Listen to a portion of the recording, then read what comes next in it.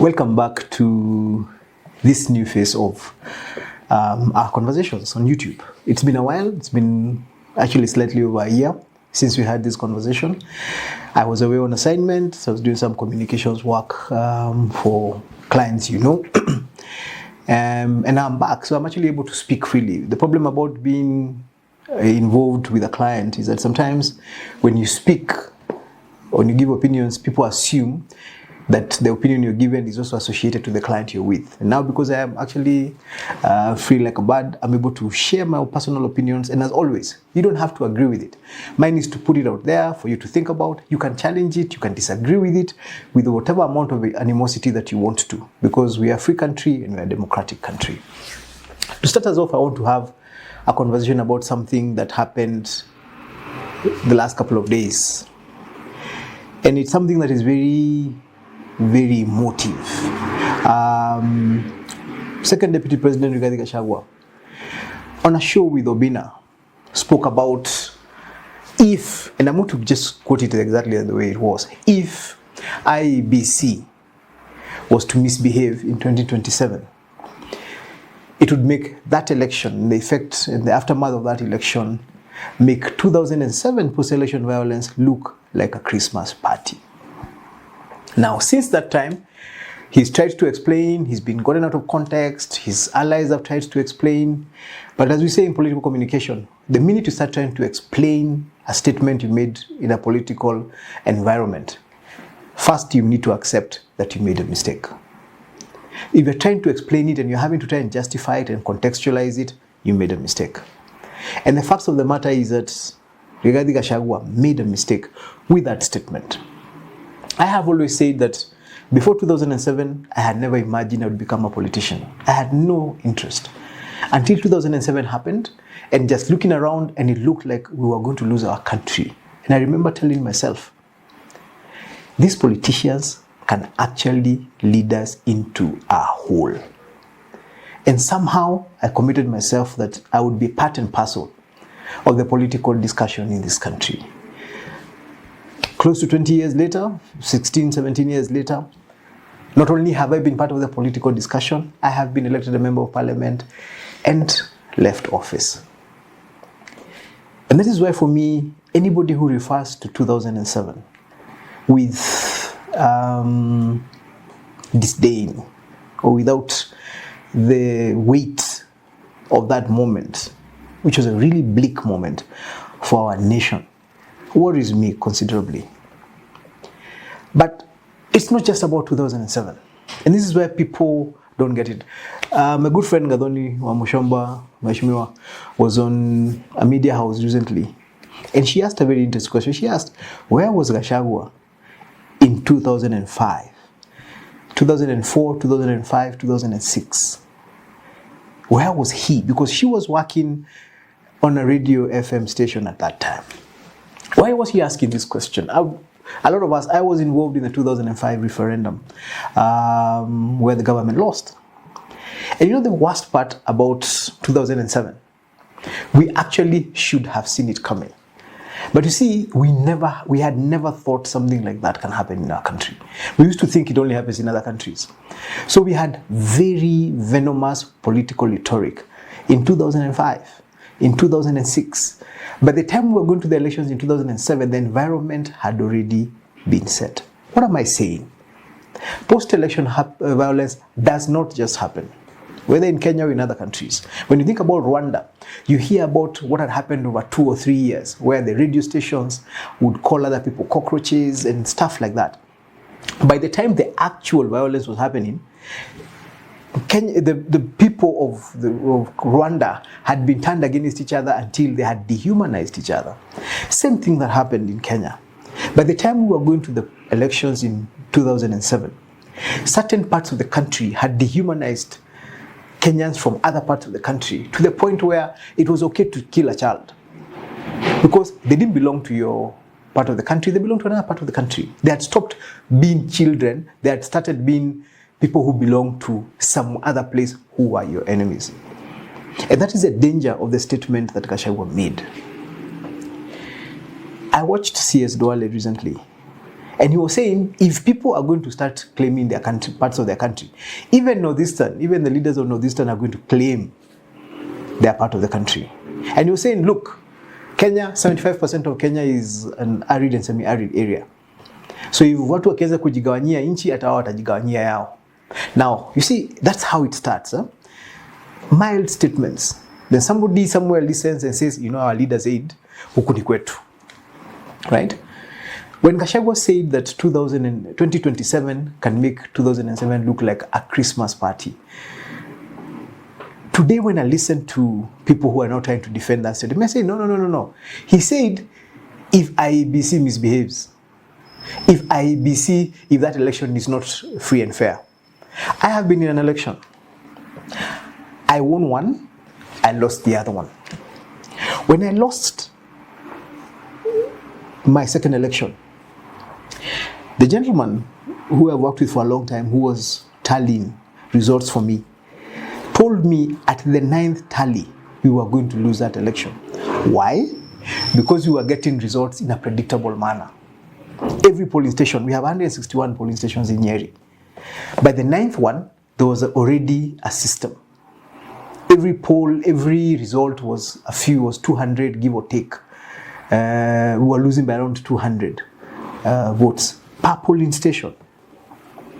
There was no logical way of how that would make sense. I mean, people are erratic. People don't come out systematically to vote. You know? And at a certain point, I sat down and I'm like, this election is getting stolen. I still got over 10,000 votes, right?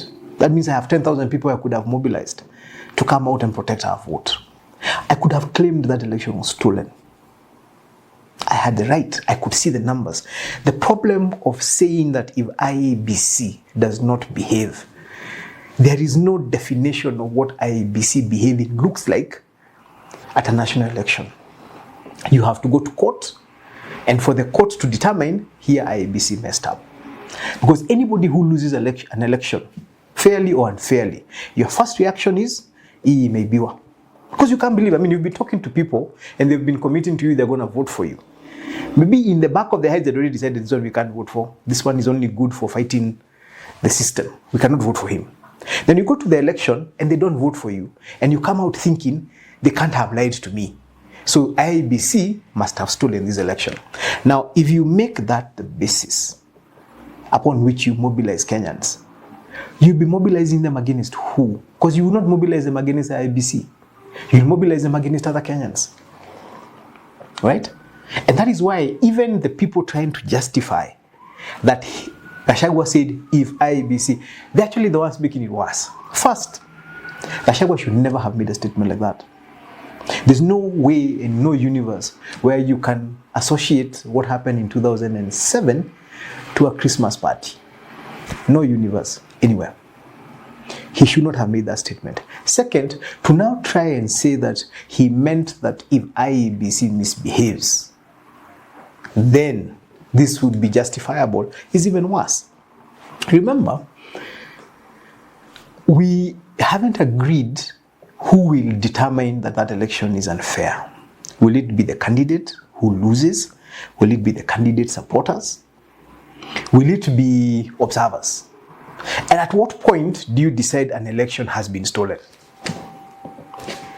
How do you decide an election has been stolen? Do people wait to start committing violence after a final decision has been made, or will violence start happening? Remember in 2007, even before the election happened, there was violence. People were being kicked out of their homes to reduce the voter turnout of the people who assumed they're going to vote for the other person. This is when you start mobilizing violence, you're not mobilizing violence for an election. You're mobilizing violence for displacement of people. The election just becomes the excuse. When you start saying that if this happens, you might think you're saying it, I don't even know whether there's any good way of saying it. But the reality of it is, when you start talking about if this happens, remember, IEBC has not even been formally constituted. We're already arguing that it's a possibility that they could do the wrong thing. Have mistakes happened in this country in the past years, including that 2007? Were remedies made? Yes, including getting a new constitution, right? That gave us a Supreme Court. A Supreme Court that has proven they can force an incumbent president to repeat an election, right? So when you start saying that violence is going to be the way you're going to cause that dispute, where is the place of the Supreme Court? Look at Raila Odinga. He's had 5 elections. He's claimed all of them were stolen. Somehow the country has moved on. He has found his way and ended up being in government after that. Now, the people who have died during this skirmish about the election being stolen, and then Raila goes and joins government, what happens to them? What happens to their families, right? And I think as politicians, we need to stop imagining that we are more important than other Kenyans. When I go to look for a role or for a responsibility or a job as a member of parliament, I'm looking for a job like any other Kenyan. When I don't get it, whether fairly or unfairly, I can't ban the country because of it. How many people in this country are losing jobs unfairly? How many Kenyans in this country are getting jobs because of corruption? How many Kenyans are losing that opportunity because some other guy came and paid money and got your opportunity? So should that person go and mobilize his village to go to the streets and say, kazi yake imechukuliwa? Let's get serious as politicians. We are not going to hold this country ransom. We are transitionary, right? As I said, as a member of parliament 3 years ago, now I am not a member of parliament.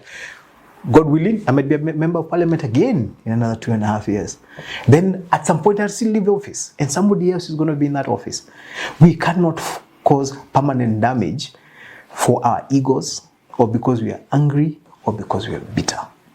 We have a responsibility. The minute you become a leader, you have a responsibility of talking and ensuring that every word that comes out of your mouth edifies and builds. Trying to shape a narrative and starting to create the environment that there is a possibility that there will be violence in 2027 is extremely reckless and irresponsible of Rigathi Gachagua. And I think we have a responsibility to call out any of our leaders, including myself, who make reckless statements, even if they are our allies. I think we've gotten so carried away with the politics of the moment, so that if somebody is fighting somebody you don't like, you then give them a through pass to misbehave. Why? Wewe wacha sasa ukiingilia huyu jamaa naendi anapiga one time. Sasa unatusaidia namna gani? So because he is saying he's attacking the person you have a problem with, you don't question his ideology, his principles, his honesty. I mean, this is how we end up in a hole.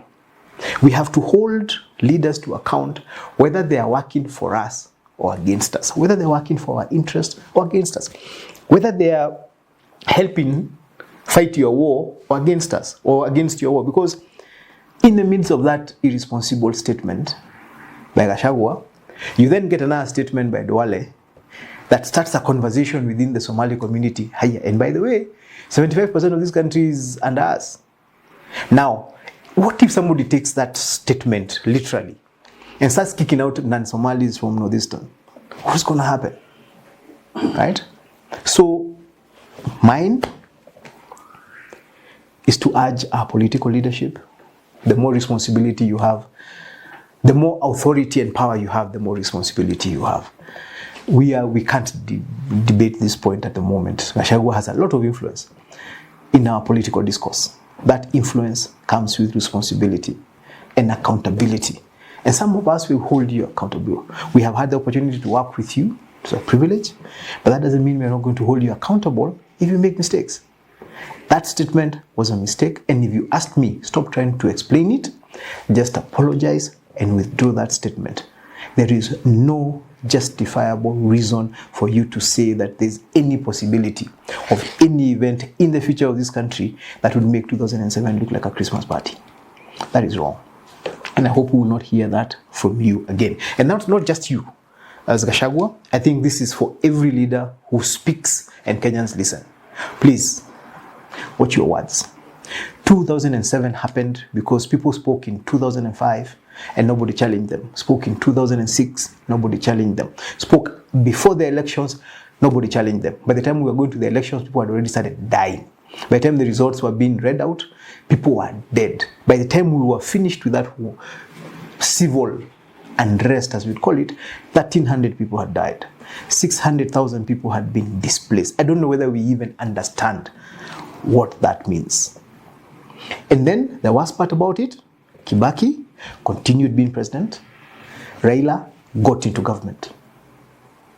So you ask yourself, 1,300 people died for what? 600,000 people lost their property, left their homes. For what? And that is my challenge to every leader. And actually not even just to the leaders, to the Kenyans. Do not allow us as politicians to take you down that path. Your work as an ordinary Kenyan is to go and vote. Then go home. The guy who told you to go and vote for him has a responsibility of protecting that vote, ensuring that vote is not stolen. He also has a responsibility of following due process in case he has a problem with the electoral process. He should not ask you to come and put your life on the line, because he'll never put his life on the line. He should, or she'll never put her life on the line. They should not come and ask you to put your life on the line for them. Let them do their work, protect their votes, follow the due process in case there's a problem, enjoy the benefits of winning, or accept the discomfort of losing. Kenya must move on. Anyway, look forward to having more sessions like this every week, maybe multiple times in the week.